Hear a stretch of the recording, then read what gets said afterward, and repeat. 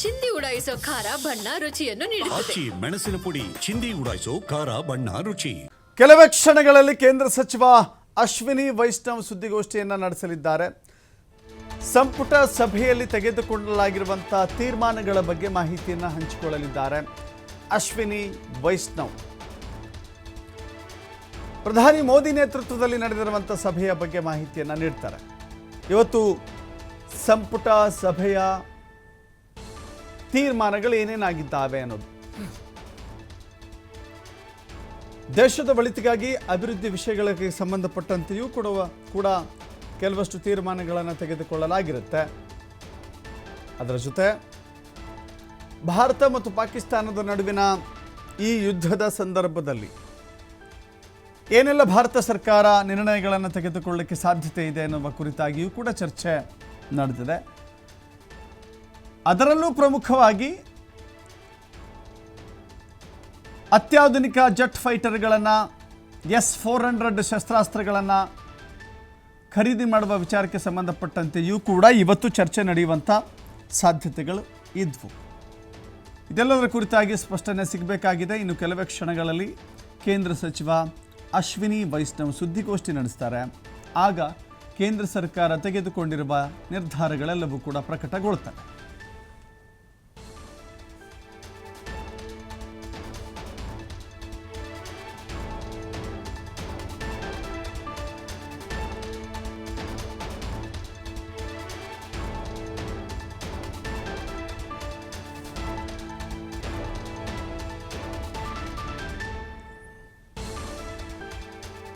ಇವತ್ತು ಅತ್ಯಂತ ಪ್ರಮುಖವಾದ ಸಭೆಯನ್ನು ಕೇಂದ್ರ ಸರ್ಕಾರ ತೆಗೆದುಕೊಂಡಿತ್ತು.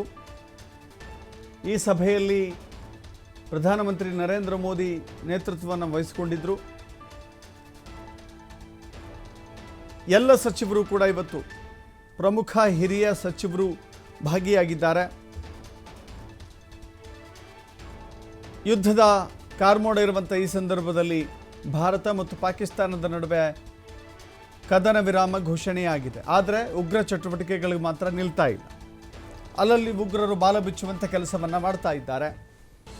ಹೀಗಾಗಿ ಅವರ ಬಾಲ ಕಟ್ಟು ಮಾಡೋದು ಹೇಗೆ, ಭಾರತ ಮತ್ತಷ್ಟು ಬಲಿಷ್ಠವಾದಂಥ ಸೇನೆಯಾಗಲಿಕ್ಕೆ ಯುದ್ಧ ಪರಿಕರಗಳ ಖರೀದಿ ಯಾವ ರೀತಿ ಇರಬೇಕು, ಭಾರತದ ಮುಂದಿನ ನಡೆ ಎಷ್ಟು ಸೂಕ್ಷ್ಮವಾಗಿರಬೇಕು, ಅದರ ಜೊತೆಗೆ ಯುದ್ಧ ಕದನ ವಿರಾಮ ಘೋಷಣೆ ಈ ಎಲ್ಲ ವಿಚಾರದಲ್ಲಿ ಒಂದು ರಾಜಕೀಯ ಇದೆ. ಅಂತಾರಾಷ್ಟ್ರೀಯ ಮಟ್ಟದಲ್ಲಿ ಒಂದು ರಾಜಕೀಯ ಕಾಣಿಸ್ತಾ ಇದೆ.